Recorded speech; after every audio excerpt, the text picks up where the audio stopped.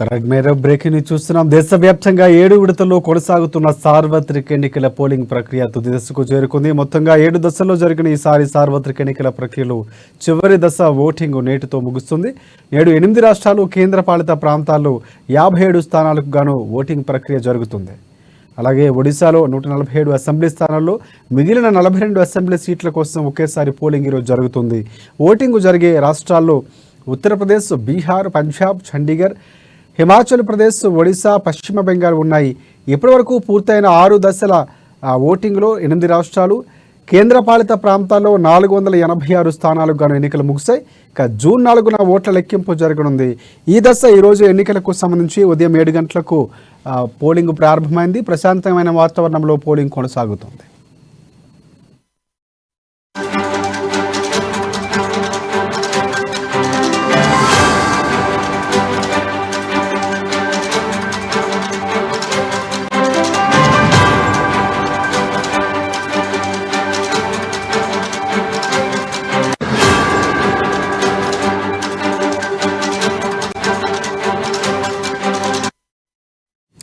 ఇక జాతీయ అధ్యక్షుడు బీజేపీకి సంబంధించి జేపీ నడ్డా తన ఓటు హక్కును వినియోగించుకున్నారు. హిమాచల్ ప్రదేశ్లోని బిలాస్పూర్లో ఉన్న పోలింగ్ బూత్లో ఓటు వేశారు.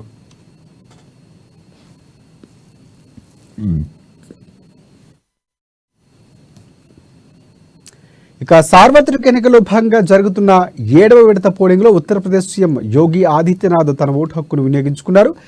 గోరఖ్పూర్లోని పోలింగ్ బూత్లో ఆయన ఓటు వేశారు. దీనికి సంబంధించి పూర్తి అప్డేట్స్ అందించేందుకు మా హైదరాబాద్ బ్యూరో ప్రణయ్ వర్మ మనకి ఫోన్ లైన్లో సిద్ధంగా ఉన్నారు. సో ప్రణయ్, చెప్పండి, పూర్తిగా చివరి అంకానికి చేరుకుంది, చివరి రోజు పోలింగ్ జరుగుతుంది 7వ విడత. సో ప్రధానంగా ఈరోజు చూసుకోవడం చాలా కీలకం. ఎగ్జిట్ పోల్స్ కూడా తర్వాత రాబోతున్నటువంటి పరిస్థితిగా ఇంతవరకు ఎన్నికల పోలింగ్ సంబంధించి ఎలా జరుగుతుంది, పూర్తి అప్డేట్స్ ఏంటి? Thank you Rajasekhar.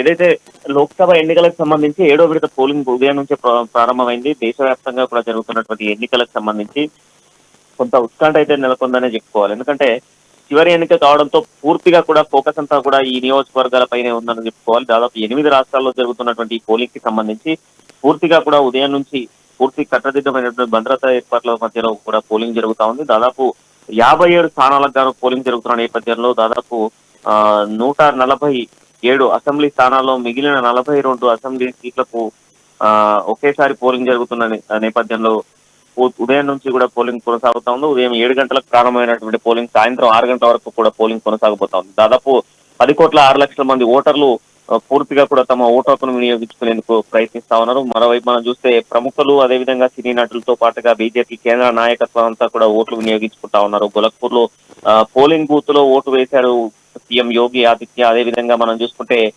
Vote వినియోగించుకున్నటువంటి JP Nadda Himachal Pradesh లో కూడా ఆయన పోలింగ్ నిర్వహించుకున్న సిచ్యువేషన్స్ కనబడ్డాయి. అదేవిధంగా దేశవ్యాప్తంగా 7వ విడత ఎన్నికల సార్వత్రిక ఎన్నికలు కొనసాగుతున్న నేపథ్యంలో పూర్తిగా కూడా ప్రశాంత వాతావరణంలో ఎన్నికలు కొనసాగేందుకు ఎన్నికల సంఘం పూర్తి ఏర్పాట్లను సిద్ధం చేస్తూ ముందస్తు చర్యలో భాగంగా 48 గంటల ముందు నుంచి పూర్తిగా ఎన్నికల ప్రచారానికి కూడా ముగిసిన విషయం మనందరికీ తెలిసిందే. ఈ నేపథ్యంలో సార్వత్రిక ఎన్నికల ప్రక్రియ చివరి ఓటింగ్ కూడా కొనసాగుతుందనే చెప్పుకోవాలి. ఈ 7కు సంబంధించి ఈ నేడు జరుగుతున్నటువంటి 8 రాష్ట్రాల కేంద్రపాలిత ప్రాంతాల్లో కూడా జరుగుతా ఉన్నాయి. కేంద్రపాలిత ప్రాంతాల్లో దాదాపు 57 స్థానాలకు పోలింగ్ ప్రక్రియ కొనసాగుతా ఉంది. అలాగే ఒడిశాలో 147 అసెంబ్లీ స్థానాలు మిగిలి ఉన్న నేపథ్యంలో కూడా 42 సీట్ల ఒకేసారి పోలింగ్ జరుగుతా ఉంది. మరోవైపు ఓటింగ్ జరుగుతున్న రాష్ట్రాల్లో మనం చూసుకుంటే ఉత్తరప్రదేశ్, అదేవిధంగా బీహార్, పంజాబ్, ఛత్తీస్గఢ్, హిమాచల్ ప్రదేశ్, ఒడిశా, అదేవిధంగా మనం చూసుకుంటే పశ్చిమ బెంగాల్లో కూడా ఈ రోజు ఓటింగ్ జరుగుతా ఉంది. ఇప్పటి వరకు పూర్తిగా కూడా 6 దశల ఓటింగ్ పూర్తయిన నేపథ్యంలో 28 రాష్ట్రాలకు సంబంధించిన కేంద్రపాలిత ప్రాంతాల్లో అదేవిధంగా దాదాపు 486 స్థానాలు పూర్తిగా కూడా ఎన్నికలు ముగిసిన నేపథ్యంలో జూన్ 4న వీటికి సంబంధించిన లెక్కింపు కూడా ఉండబోతోంది. అయితే ప్రధానంగా ఇప్పటికే ఓటు హక్కును వినియోగించుకునేందుకు పెద్ద ఎత్తున కూడా సినీ ప్రముఖులతో పాటుగా వివిధ ప్రాంతాలకు సంబంధించినటువంటి నాయకులు కూడా చేరుకుంటున్న సిచ్యువేషన్స్ కనబడతా ఉన్నాయి. తమ ఓటు హక్కును వినియోగించుకునేందుకు కంప్లీట్ గా ఫోకస్ గా కూడా ఓటింగ్ కేంద్రాలకు వెళ్తున్న సిచ్యువేషన్స్ మరోవైపు కనబడతా ఉన్నాయి. ఈ దేశానికి సంబంధించిన ఎన్నికలు కావడంతో కంప్లీట్ గా కూడా తమ ఓటు హక్కును వినియోగించుకునేందుకు కంప్లీట్ గా జనాలంతా కూడా తరలి వస్తున్న సిచ్యువేషన్స్ అయితే మరోవైపు కనబడతా ఉన్నాయి. ఇక ఉత్తరప్రదేశ్ లో దాదాపు ఉత్తరప్రదేశ్, పంజాబ్ లో 13 ప్రాంతాల్లో పోలింగ్ జరుగుతా ఉంది. మరోవైపు పశ్చిమ బెంగాల్లో 9 స్థానాల్లో పోలింగ్ జరుగుతా ఉంది. బీహార్ లో మనం చూసుకుంటే 8 స్థానాలు, ఒడిశాలో 6 స్థానాలు, హిమాచల్ ప్రదేశ్ లో మనకు 4 స్థానాల్లో పోలింగ్ జరుగుతోంది. ఇక కేంద్ర పాలిత ప్రాంతాలైనటువంటి ఛత్తీస్గఢ్ లో ఒక చోట పోలింగ్ జరుగుతా ఉంది. రేపు అంటే ప్రస్తుతం మనం చూసుకుంటే దాదాపు బరిలో 904 మంది అభ్యర్థులు పోటీలో ఉన్న నేపథ్యంలో కూడా అత్యధికంగా బరిలో ఉన్నటువంటి దీంట్లో ఏదైతే యూపీలో దాదాపు 144 మంది అత్యధికంగా రాశారు. పంజాబ్ లో దాదాపు అత్యధికంగా కూడా 328 మంది అభ్యర్థులు బరిలో ఉన్నారు. అంటే ఏకంగా 328 మంది పంజాబ్ నుంచే పోటీలో ఉన్న సిచ్యువేషన్స్ మరోవైపు కనబడతా ఉన్నాయి. మరోవైపు యూపీలో దాదాపు 144 మంది అభ్యర్థులు బరిలో ఉన్నారు. బీహార్ లో 134 మంది, ఒడిశాలో 66 మంది ఉండగా హిమాచల్ ప్రదేశ్ లో 37, ఛత్తీస్గఢ్ లో దాదాపు 19 మంది అభ్యర్థులు బరిలో ఉన్నారు.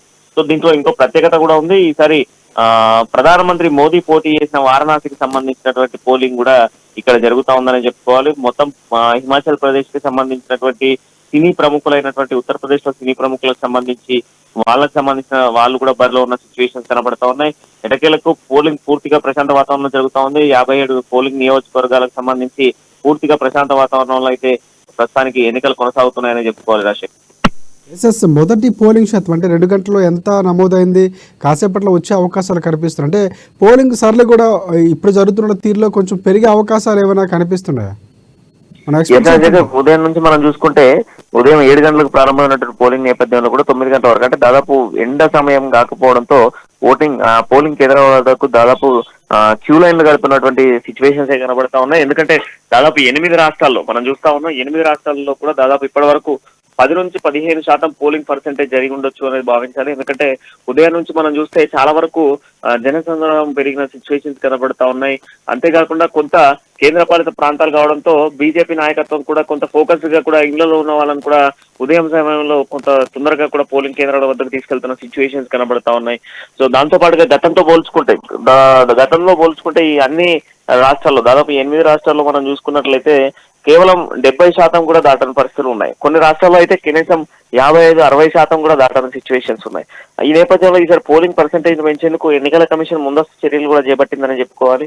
ప్రత్యేకంగా వివిధ రాష్ట్రాల్లో ఉన్నటువంటి వలస కూలీలు కూడా ఎక్కువ శాతం వివిధ రాష్ట్రాలకు వెళ్లి బతుకుతా ఉంటారు. వాళ్ళందరికీ కూడా ప్రత్యేకంగా వాహన సదుపాయాలు కల్పిస్తూ ఓటును వినియోగించుకునే విధంగా కూడా ముందస్తు చర్యలు చేపట్టడం జరిగింది. సో మనము 11 గంటల వరకు కూడా ఒక క్యాలిక్యులేషన్ అయితే చేసుకోవచ్చు.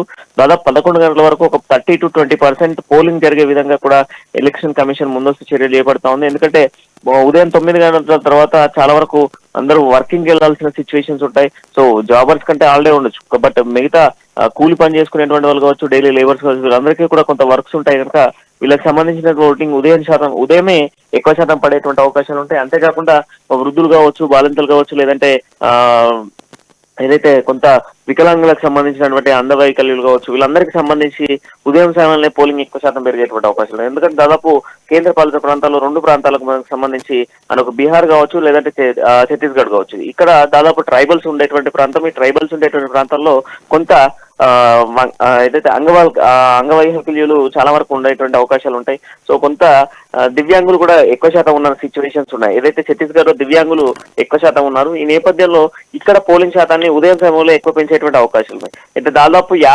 మనం దాదాపు ఒక 5% ఆఫ్ పోస్టల్ బ్యాలెట్ ఓటింగ్ కూడా ఈ ప్రాంతాల్లో జరిగింది. సో ఈ 5% ఏదైతే హోమ్ ఓటింగ్ ను కూడా నిర్వహించిన సిచ్యువేషన్స్ ఉన్నాయి.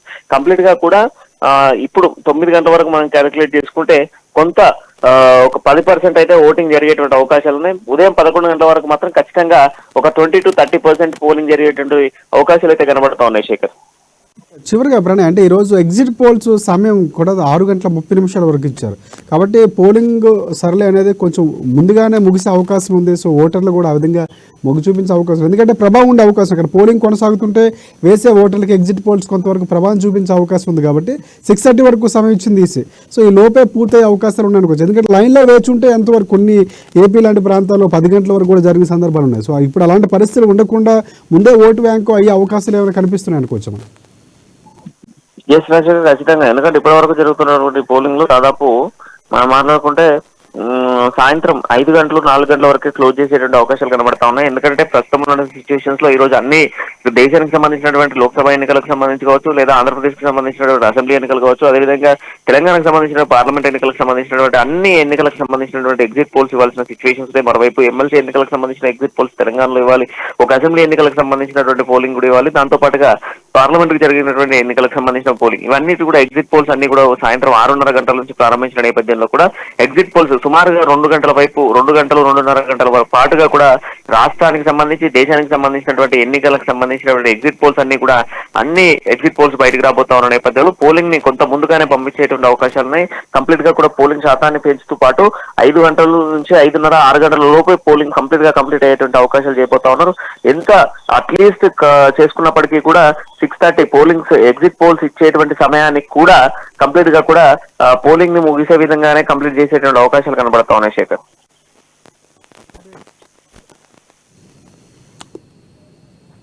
Right, thanks for updates Pranay Varma.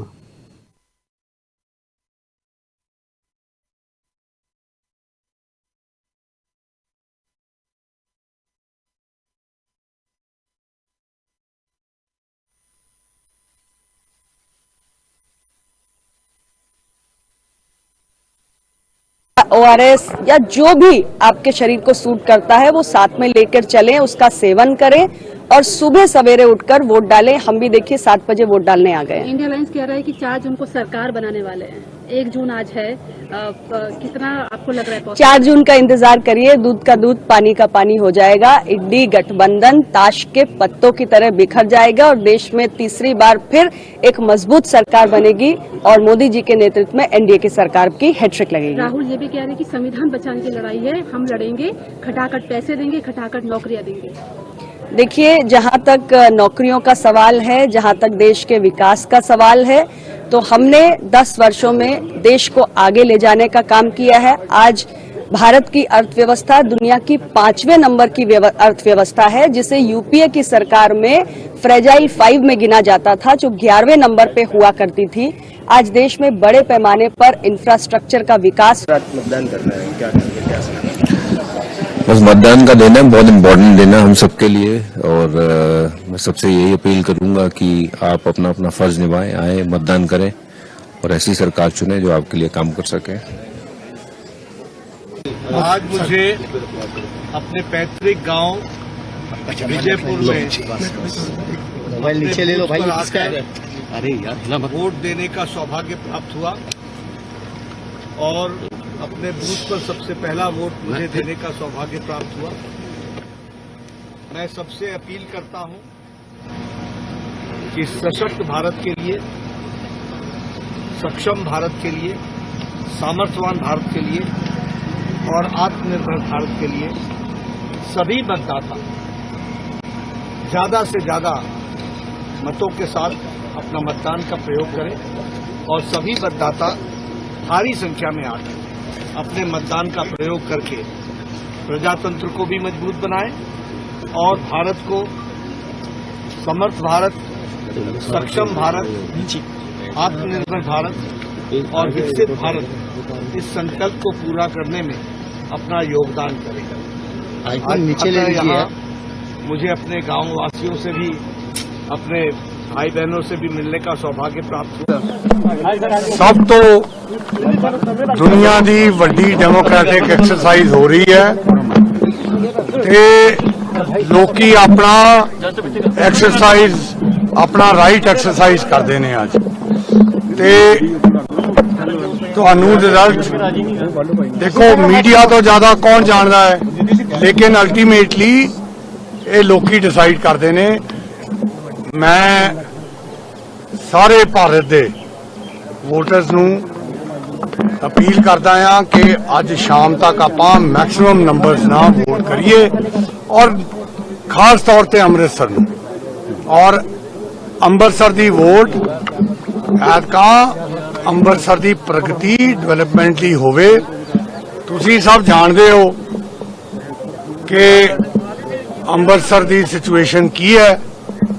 मैं उहदे ते वर्णन हुण अज नहीं करना चाहता क्योंकि काफ़ी बारी कीता आ, लेकिन मैनू कॉन्फिडेंस है ਤੇ ਤੁਸੀਂ ਵੀ ਫੀਲ ਕਰ ਰਹੇ ਹੋਗੇ ਕਿ ਐਤਕਾਂ ਅੰਮ੍ਰਿਤਸਰ ਚ ਡਿਵੈਲਪਮੈਂਟ लोकतंत्र का महापर्व लोकसभा चुनाव 2024